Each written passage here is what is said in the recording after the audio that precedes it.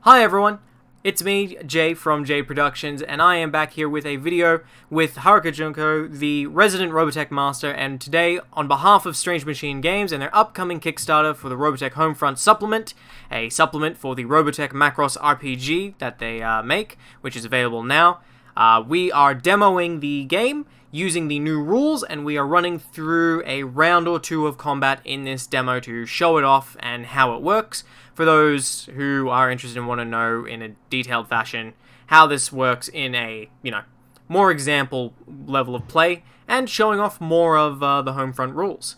So, with that, I'm going to turn it over to Haruka, who is going to be our GM, and for today's session, we are also joined by Ezrafel and Vizon. Hey, and welcome everyone. I am the Robotech Master Harukajunko. I usually do my things over on Lucas G. Fridays channel, but today I've been asked to help out with this little one-shot, which this one is going to be just quick 1 or 2 rounds just to show the combat mechanics, show people how it integrates the role-play into it, and really give people a good sense of how this game plays, since that's one of the most important parts of a tabletop game. And to do that, I'm just going to take us over to this screen right here as we move on over. And now, 3 players here today, Jade, Israfel, and Vizon are all going to be playing members of the original, members of the cast from New Generations in a combat that I have set up for them, as they've entered into this city that has supposedly been a, nice place for resistance fighters to get through, but unfortunately, as soon as they get into the town, disaster strikes as, let me just grab these out here really quickly, which these are all our art. Korg, along with several shock troopers, fighter scout invid, and a new strange-looking invid known as an invid mender, have popped out and started attacking the city. Scott Bernard, unfortunately, has been pinned under his alpha as he was knocked over by Korg himself. Along with the players here in this little encounter, there are several human NPCs who are desperately trying to escape the city, and if Korg gets his way, they will all be annihilated. But hopefully it doesn't come to that. So, the first type of combat encounter is to always start off with the the communications phase. Communications phase, what this does is it allows players to discuss what kind of plan they want to go through for the encounter, out of character, while figuring out the in-game way of doing this, as long as they're in communications with each other. For example, if Annie were separated from the group, she wouldn't be able to hear it because she wouldn't be able to join the communications phase because Annie doesn't really carry around a radio on her compared to the other members of the cast who are more combat focused. But we'll start off with the communications phase. So guys, you are labeled out with you guys are looking out across the street as devastation and invid fly through the sky, explosions, buildings starting to collapse. The swarm of invid fighter scouts seems to be targeting the civilians as they're trying to work through it, the shock troopers are trying to distract you guys from them. Both of these are considered 2 swarms of enemies, and what that means mechanically is that they're more or less one large health bar for these things. And as such, I'm going to turn it over to you guys. So, what are you guys thinking for this combat encounter so far? Korg and the Invid Mender do seem to be sticking back a little bit, though. Okay. So just to clarify, I'm Annie. Ezrafel, Vizon. I'm playing Lancer. And I'm playing Rand. Yeah, so what are you guys doing in this combat encounter so far for your communications phase? What do you talk amongst yourselves and figure out this plan? Alright, so since we're on a time limit, guys, I'm just going to tell you real quick. Annie is probably going to run over and try and help Scott out from being pinned. It's probably my plan to just try and hide around and try and do that. What about you, Vizon? For this, normally in a while you're figuring out what you're going to be doing, normally the communications phase is limited in terms of a couple of minutes or something. That way, combat is continuing to flow without things getting bogged down into the usual thing of other games of analysis paralysis. It keeps the game moving so that way players don't constantly overthink a situation. Okay, so what I'm thinking is I'm going to try and start engaging at least these... kind of the first set, maybe to try and distract. That Alright. at least get the attention away. Alright, so you're going to be trying to engage the fighter scouts, and that kind of distracting them, that sounds like a redirect maneuver, which that'll happen in the ops phase for you. Okay. And I'll probably use that Spectre sniper rifle, and probably gonna try and keep an eye out for any of them that are going for Scott. Oh, he's pinned there. Yep, alright, that sounds pretty good for this. Right now, it doesn't seem any are immediately concerned with Scott. The biggest threat that seems to be coming your way are these shock troopers who are marching towards you with their large cannons on their shoulders. Actually, yeah, I think I will start engaging the shock troopers with that sniper rifle. Alright, so in that case, I think that sounds like communication phase is wrapped up. Anything you guys would like to say last on it? Nope. Nope, I'm good. I'm good. Alright, so the next phase of combat goes to getting the drop. And this is just a quick check to see are any of the enemies or players surprised and unable to act immediately. When this happens, their turn is shunted to the back of the quote-unquote initiative. And this means that should an enemy target them, they would not get a chance to defend themselves. But as these Invid kind of made a big noise coming into town trying to take out anyone that they could, no one's getting the drop on each other. And so we move to the next phase, the take action phase, which, in this phase, all of you have your 2 actions made up of your 2 skills and 1 equipment suite that you can kind of spread across the turn as much as you want to. But, so for the first part, we're going into the support phase. So this allows people to observe, look around, do your perception check and such. Obscure, which is like your stealth for either yourself or other members. And assist other people, which is like your supporting action to give, that gives other people a direct number of bonus successes based on how many you had. So, we'll start with the support phase. Does anyone have anything they'd like to do in the support phase? Yeah. So I'm in the support phase. I'm immediately going to be making an obscure action as part of my attempt to reach Scott. And I'm going to be immediately doing that. Calling up my character sheet.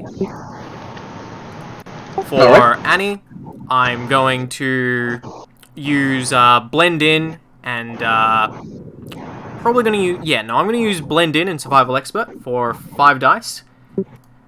Alright, yeah, no, Annie's had plenty of time to learn to run away from the Invid since she is the youngest member of the group. Yes, and I would like to use as an equipment suite the environment if I can, as I'm trying to basically crawl through the shattered streets, keeping to cover and shadows where I can in order to kind of get around and kind of approach Scott from an angle where I'm not going to get shot. Alright, in that case, that sounds good enough to me. I'll give you 2 dice for that. Okay. So and if you would like to, I am rolling 7d6. Yep, and you will, unfortunately, since you're trying to use the rubble to kind of stay out of sight, you will not be in your element. Or actually, no, no, I'm not in my. I am not in my element. My element requires that when I'm attempting to do things, I be in plain sight and doing things rather obviously. Yep. Now, unfortunately, that means that's only 2 successes. Since I've only got a 6 there, and no other 5s, and I'm not in my element either. So yeah, that's only 2 successes for me to obscure myself. Yep, unfortunate, but it's sometimes just how the dice fall, Yep. Just to make sure that I get there, I'm going to use my unseen talent just to ensure a success with a sticky success. Alright, the sticky success. So I'll describe what happens with that here in a minute. But a sticky success is a success, but there's a complication. Some talents allow you to get these, and if the GM is being nice, maybe if you fail a test, they'll still let you succeed, but something bad will happen. But, Next, so now, in that case, is there anyone else doing anything in the support phase, or would you guys like to move into the ops phase? I don't think I have anything for the support phase, so I'm good. Yeah, I think I'm good for the next phase. Alright, so we'll move on to the ops phase. Ops phase is your traditional attacking, defending, and attacking the defending phase, which those are fairly obvious, and then what they do, and then you have the redirect, which is, it's a special action which allows you to do a non-damaging attack. You can kind of get enemies to reposition, or do something else that they're trying to avoid to do. And so in this case, Rand is trying to get these Invid fighter scouts to stop attacking the civilians and other rebel members who are trying to run away. So, Mr. Rand, Mr. Bizon, would you, what your skills are you thinking about rolling for this? I want to try and... I'm kind of thinking ambush tactics and wing on a prayer. Only because they're focused on the civilians, so that's why I can see using ambush tactics. Alright, yeah, no, I can definitely see both of those. Wing and a prayer. I'd definitely say going 1v6 versus fighter scouts. I'd allow that to be wing and a prayer, since, it's a little bit more of a desperate situation. You're trying to do your best to limit the casualties as much as possible. Yeah. So, I'll let you do that. And are you using any equipment suites? I forget, what's the gallant again? Is that the rifle? Yeah, your gallant is your standard, gun. But, for you do also have as the assaulter... actually, yeah, you just have the EP-40 heavy laser pistol. So you have that, which does not have an equipment suite, I don't believe, but you do have the nimble equipment suite from just being a cyclone, which will give you 3 dice. Okay, good. Actually, maybe I've already used that for the... So no, I could use that here. Yep, you can. Thanks. Yes, because if you do all your actions in a single phase, it's a synergy, so you can assign your successes from your dice pool into any of the actions in this phase. Okay, so just to double check, I'll just add up the amount of dice then, so it'd be R... It'll be /R, and then, so it would be 7d6 for you, because you're using, 2 skills that are rating 2. Okay. Alright, and Rand's element is Explorer, which I don't think comes in here, unfortunately. Let me double check that, though, really quickly. Well, Israfel, what do you, if you'd like to roll for your attack on those shock troopers, I will ask, are you targeting the eye as a Lancer and a member of the Resistance? You do know that the eye is the most vulnerable part on these things. Yes. Alright. In that case, you will be at, hindrance, just because it's a little bit harder of a shot. You're trying to cold shot those things. Mm-hmm. But, and unfortunately, you will not be in your element, though, so you'll be looking for 6s. Unless you can get it into a way that you can fit performing as your element in there. If he steps out, very dramatically into the middle of one of the streets there, puts on a show while he's doing it? I'd allow that. Okay. Yeah, no, that definitely, you're gonna pop out and you're gonna, make a big show of it, try to draw attention to yourself while you're doing this. Mm-hmm. And for that, I would use Star Quality and Man-at-Arms for my skills. Alright, and, are you going to be using any of your talents or any equipment suites? Would the mini-missile launchers on the Saber count as an equipment suite? Yes. Yeah, they would. The mini-missile launchers give you, will I scroll down here? I believe it's 3 dice, because they're mini-missiles. Yep, 3 dice. Okay, so yeah, I'll use those as well. Okay. So that'll be... And then you'll be down to 2 salvos left. Right. Yep. And you know what, since you're making a big show of it, I'd ask that you use your Inspire talent, or your, You Are the Stage talent, if you would. You are the stage. I'm not familiar with that one. So that's one of the new ones out of Homefront, which specifically allows you to use an equipment suite relating to one of the different fame-related equipment suites. So, for example, once I get over to that, it allows you to use a couple of different things for your fame, and you could basically put on a little bit of a show with one of those. Okay. Yeah, I will. Actually, I think I'll use Inspire. Alright, so Inspired, that allows you to give everyone in the area one step up on their bonus charts. That means both Vizon and Vizon and Grubby, you will both be counted as having an edge in this situation, which allows you to hit on 4, 5s, and 6s. And it also affects you, Ezra, so you'll be back down to nominal. And then into edge because of your element. Okay, so star quality is Talon, alright. Total of 4. Man-at-Arms is 3 plus 3 from the equipment suite, so that would be 10d6, correct? 4 to 3. Yep, that would be 10d6. Okay. I'm going to go ahead and roll for that. Alright, so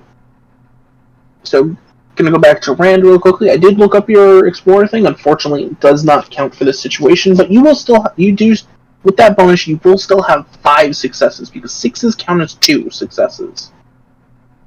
Okay. And Lancer, you have 1, 2, 3, 4, 5, 6, 7 successes. And now, Rand and Lancer, how would you like to divide up your successes between attack, defense, or redirect? And if you could just type it into the chat, like 2 to obscure, like 2 to obscure, like Annie did. Okay. A dangerous move, Lancer, I see. But I do like a man who accepts danger. Just to double check, how many successes do I have again? Did you say 4 or? You have 5 because because of Inspire, you have the 2 from each 6, and then the 1 from 4. Okay. In the cinematic phase, which is the next phase, GM. Yep. I realized that I completely screwed up my entire plan by using all of my skills and equipment suites in the support phase, meaning I actually have no actions left to even carry out my plan that I'd done. So that I said I was going to do in the communications phase. So unfortunately, I cannot take that interact action in the cinematic phase to try and free Scott. And that is my mistake that Scott's going to have to live with.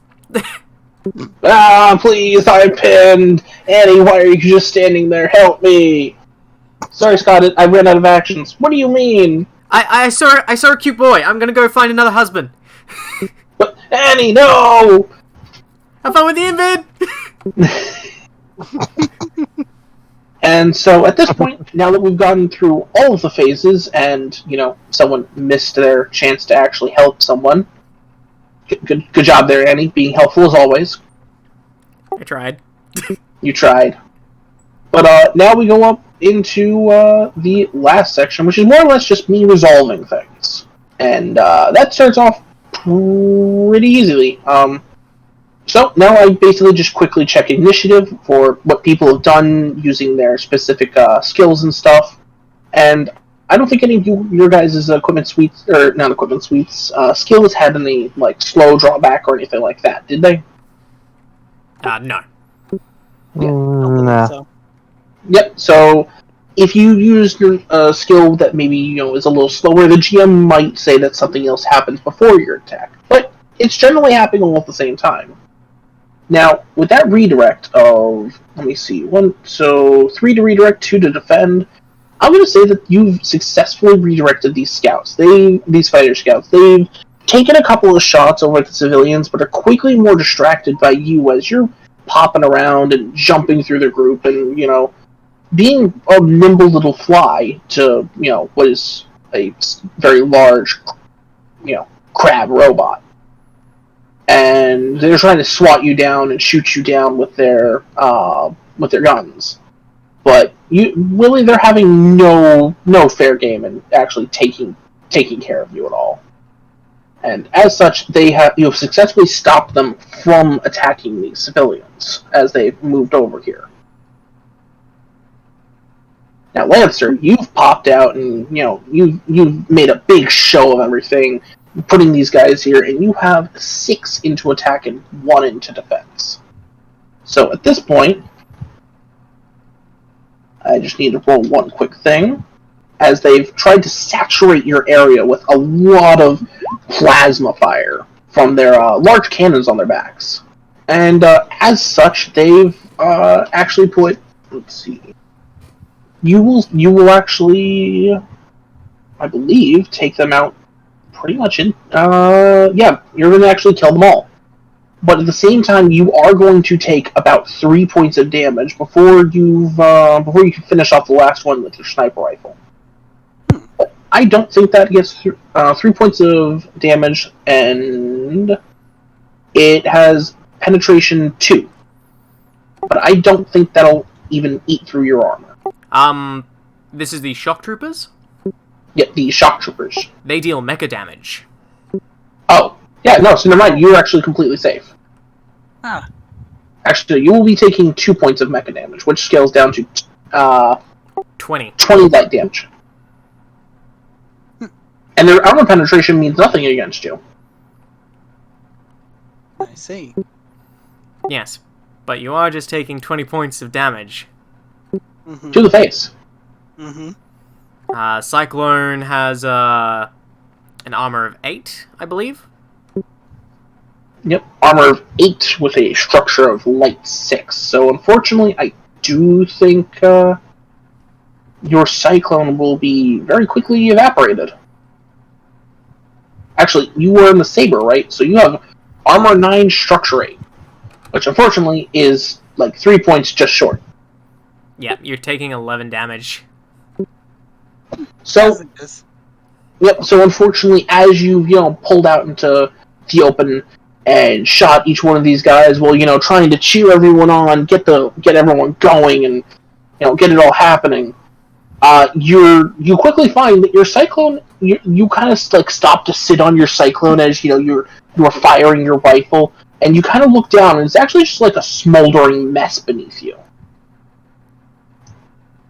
As in this system, when your mecha or Cyclone is destroyed, you are not just killed instantly. Instead, the mecha's HP, or in this case the Cyclone's HP, is really a blade of hit points for you, where if it goes down, you pop out rather unharmed, unless you're using specific talents, or you're using the hardcore rules from the optional rules section in the Robotech the Macross Saga core rulebook. But you do effectively destroy the 3 Invid shock troopers.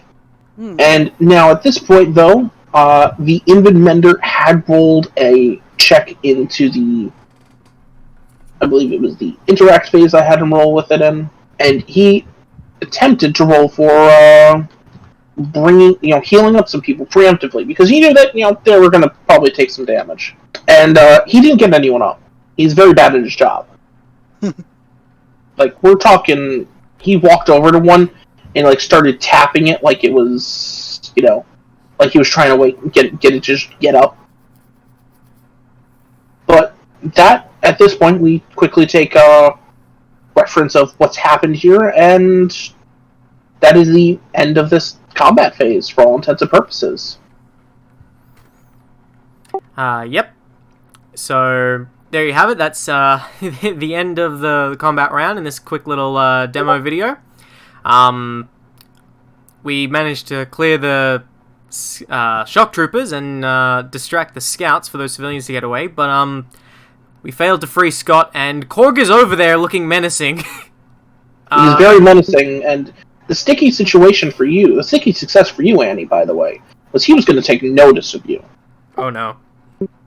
So, find out what happens with that in your own playthrough of this game. Please roll better than we do. Yes.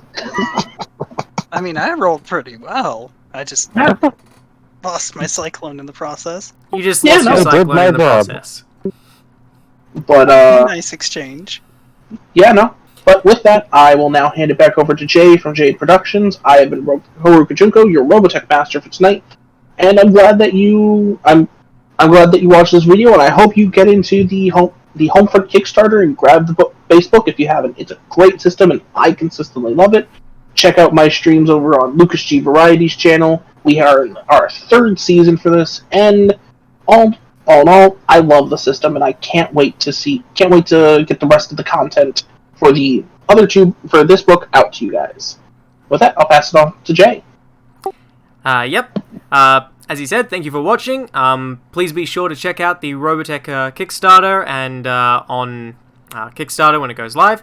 Going live on October 19th, mid-October. And for more information about the book and its contents, you can check out the SMG webpage, which is now up for the Homefront supplement.